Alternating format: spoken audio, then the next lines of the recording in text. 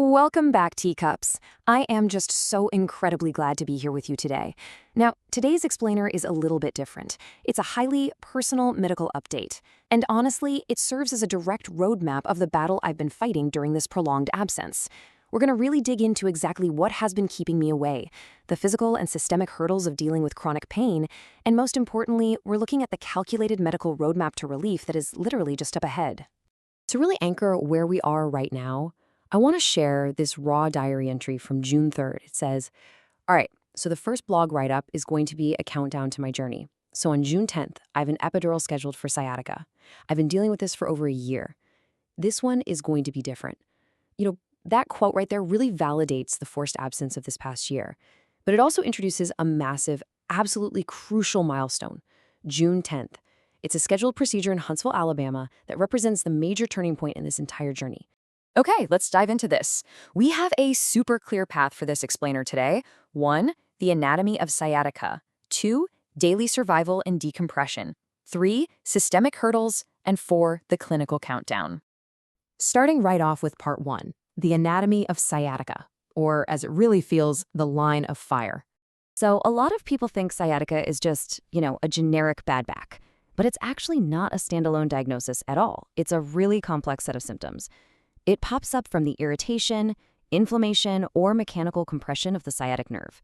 And, fun fact, that happens to be the longest and thickest nerve in the entire human body. When a structural anomaly happens in your spine, we're talking something like a herniated disc, maybe a bone spur or spinal stenosis, which is basically a narrowing of the spinal canal, it mechanically compresses those nerve roots at the L4 to S3 level. And let me tell you, that compression triggers intense, sharp, burning, radicular pain. Here is exactly how that physical geography plays out in this specific battle. The trauma isn't just chilling in the spine, it manifests entirely on the left side of the body. The pathway starts way up in the lower lumbar spine, wraps around to the top of the left hip, drives deep into the gluteal space, and then just shoots all the way down the leg, right into the foot. It forms this continuous, unrelenting line of fire. Because of this specific structural compression, your ability to stand up straight or walk normal distances without triggering a totally debilitating flare-up is just completely eliminated. Now, what's really interesting and honestly incredibly frustrating is that this battle doesn't happen in a vacuum. We are managing 4 distinct overlapping chronic conditions here. You have sciatica impacting the peripheral nervous system, but then on top of that, you have fibromyalgia amplifying baseline pain in the central nervous system, gastroparesis delaying digestion in the autonomic system, and neurological migraine clusters. And here's the kicker. Treating one of these often dangerously aggravates another.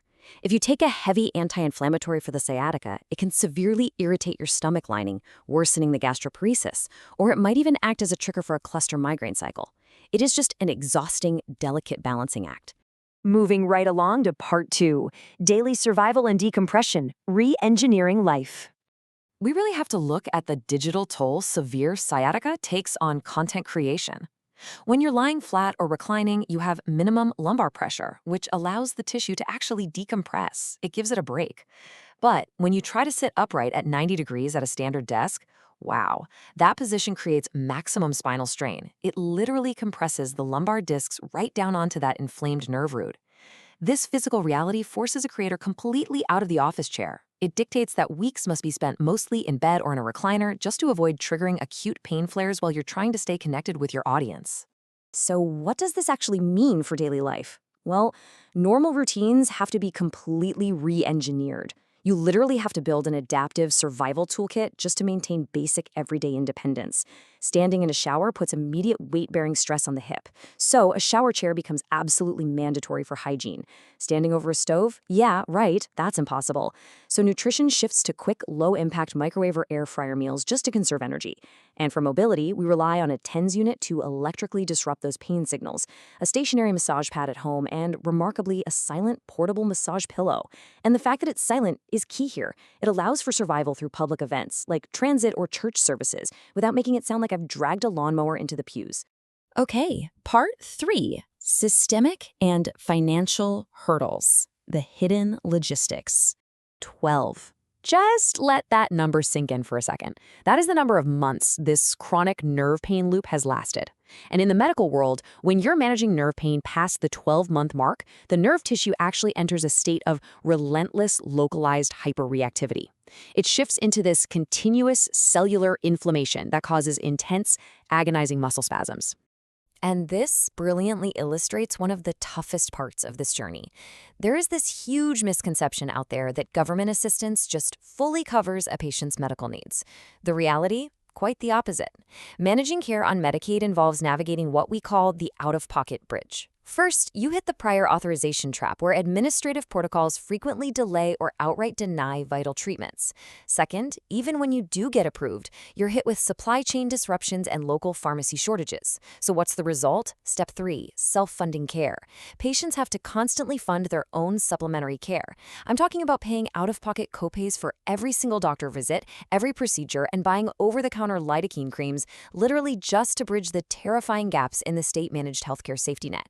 And all of this is happening while living on a fixed disability income that absolutely doesn't scale to meet these compounding everyday costs. Which brings us to part 4, the clinical intervention countdown, Destination Huntsville. Let's move to the pre-op diary and see how this momentum is building toward our ultimate target. June 3rd was all about mapping out the plan to change facilities, moving the care to Huntsville to finally break this feedback loop. By June 6th, the diary really highlights the struggle of pushing the creative boundary, literally trying to sit up and work just to not fall behind on content, despite the extreme ergonomic strain. And it all points directly to June 10th, day 0, the scheduled procedure. So what actually happens on day 0? The clinical intervention is a lumbar epidural steroid injection, or an ESI. The mechanics of this are highly, highly precise. First, the medical specialist uses fluoroscopy, which is basically live real-time X-ray guidance, to safely navigate a needle precisely into the fat-filled lumbar epidural space surrounding those spinal nerve roots. Second, they deposit a very targeted combination of a local anesthetic and a powerful corticosteroid. Finally, this action goes right to work breaking the cellular inflammation cascade. It targets the precise microscopic root source of the nerve irritation. Now, the goals of this powerful corticosteroid are absolutely critical. We aren't just masking pain here. It's meant to drastically reduce the swelling around that compressed nerve root, deactivate the local chemical triggers that are amplifying the pain signals, and physically flush out the inflammatory proteins that have just been accumulating in that spinal space over the last 12 months. Now, I want to be super clear, this doesn't physically fix the structural damage like a herniated disc, but it quiets the nerve down enough to finally break that trauma cycle. It opens up a vital, pain-free window for the nerve space to heal so that real physical rehabilitation can finally begin. As we document this entire process, I really want to take a moment to deliver a heartfelt acknowledgement directly to you, the community. To the dedicated audience, the teacups out in YouTube land, this update serves as a transparent roadmap of the current battle.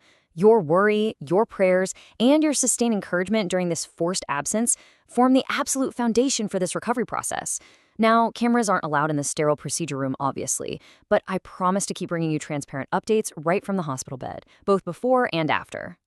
Which leaves us here, just 7 days until day 0.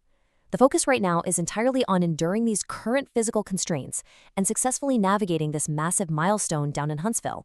Will this crucial medical bridge finally break that 12-month inflammation cycle? Will it open the window to reclaim health and step back into the creative workspace? The countdown is officially on and the roadmap is set. Thank you so much for walking through this explainer with me, teacups. I will see you on the other side of day 0.